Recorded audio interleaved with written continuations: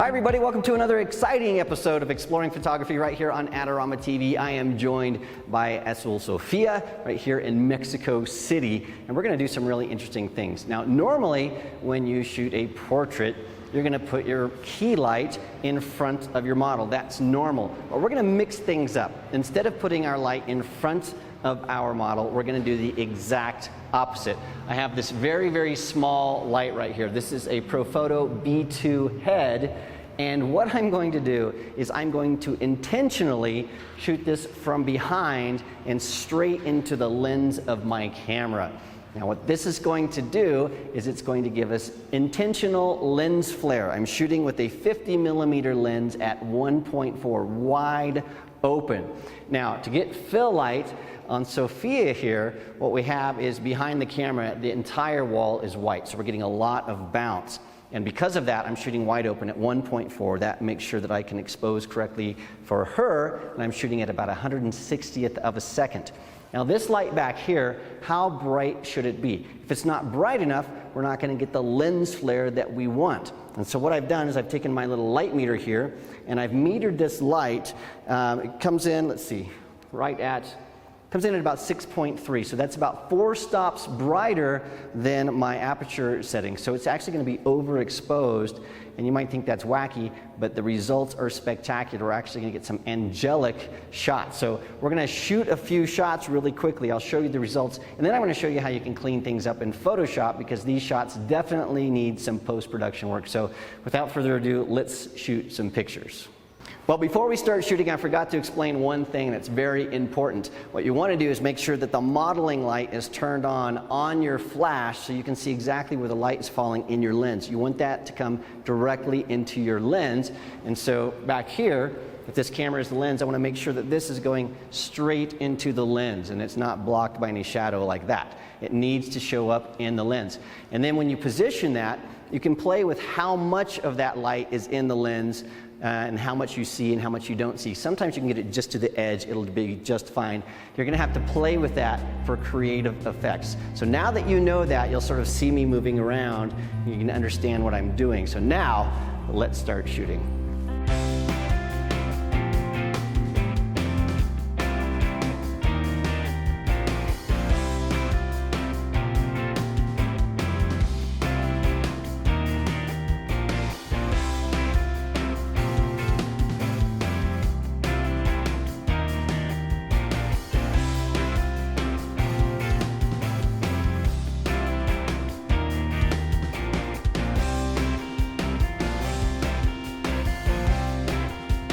While you're shooting, if you're not getting the results that you want, you might want to try to move this a little bit closer, a little bit farther away from your subject, and also make sure you play with the angle so you get just enough light in the lens to get that beautiful lens flare. But once that's done, you're not finished yet. You need to go into Lightroom and do some post-production to bring out the best results, because you want to adjust the color, you want to crop out the light, get rid of that light stand, and clean things up a little bit. So let's hop over to Lightroom and I'll show you how I did it. This lighting really lends itself to post-production because, as you can see out of the camera, it's pretty flat and lifeless. So let me show you what I did to this image really quickly. The first thing I did was I cropped this image. You can see here that I cropped out the light stand in the left-hand side and the right-hand side of the image, and we just got rid of that. So a really quick, fast crop. Now to change the color, I wanted this to feel a little bit cool, and so I changed the color temperature to about 4100 degrees Kelvin. And so we really have this nice and blue kind of feeling to it. And then I also changed the tint to just under 0, so just a -2. I really need some contrast to this image though. And so the first thing I'm going to do here is go into the blacks, because you can see on the histogram we really don't have any blacks here, because that light shining into the lens lowers our contrast. So I'm going to take this down till that looks about, something like that. So I'm about in the 50 range, -50. But the problem is now I'm getting all of the shadow detail is starting to block up. So I'm going to counteract that by opening up my shadows till about the opposite. So I'm about at 60 here. So now we have a little bit more contrast, and you can see on the histogram that yes, we have a more contrasty image. Now we have that nice color. but I want to even push the color a little bit more than just this. So I'm going to go down here to my hue, saturation, and luminance sliders. And the first thing I want to do here is this red of her lips really bothers me. So I'm going to take the saturation of the red down to about -40, -38, something like that. Then that doesn't look so nasty to me. The other thing I want to do is I really like how this blue is starting to pop, so I'm going to increase the blue just a bit, so just above 10, so I'm about 14. Now we're getting somewhere. The other thing I want to do is I'm going to go into my hue sliders here, and I'm going to go to the blue slider. I'm going to pull that down, and what that's going to do is that's going to really give us a different color.